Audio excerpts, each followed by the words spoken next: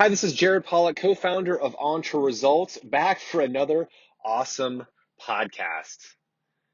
One problem that I've heard recently, or very recently, and also consistently over the years, is the fear of making a bad decision in business. Being stuck because you can't move forward because you don't know what the right decision is going to be.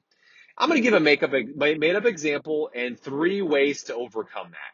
So one example is stuff like if you want to invest in a new technology for your company, not knowing whether you should purchase it or not.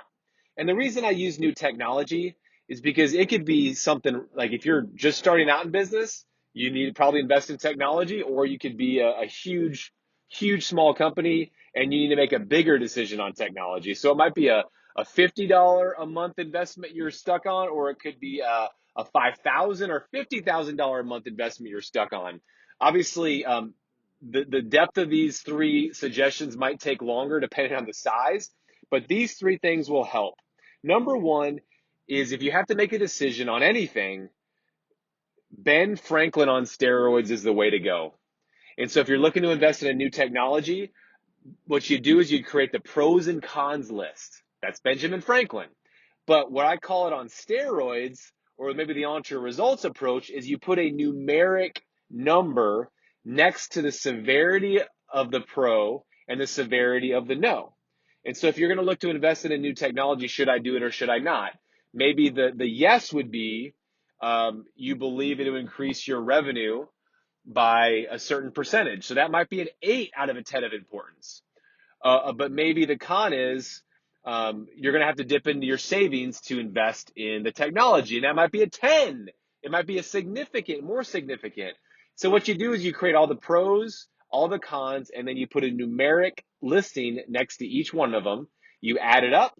And oftentimes when you get to the end, the numbers make it easy in terms of what decision you should make. So I've used this with people making career transitions. I mean, this is a coaching methodology we go through many times with our clients. But do the Benjamin Franklin on steroids, number one. Number two, seek counsel or a support team. Obviously, as a coach, we do that with our clients. Talk to two or three people, get their feedback, get their advice. Don't be a complete, loan on this, or don't not share this with other people because you're stuck. Talking to people, two or three people about it that you respect, obviously people that maybe can speak truth into that decision would be very good. We on our one of our coaching tools is a support team, and we want to make sure everyone actually has a solid support team because there is a risk of making a less good decision.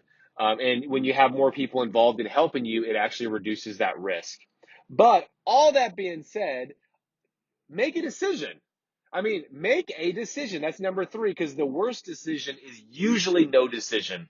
Okay, there's exceptions to this, but usually the analysis paralysis, the time wasted, the energy wasted, usually it would be better if you just said yes or no and move forward. That's usually the best way to go about it. I've just seen so many people get stuck for so long, people that are not working with us, that like they lose revenue by being stuck, they lose sleep by being stuck.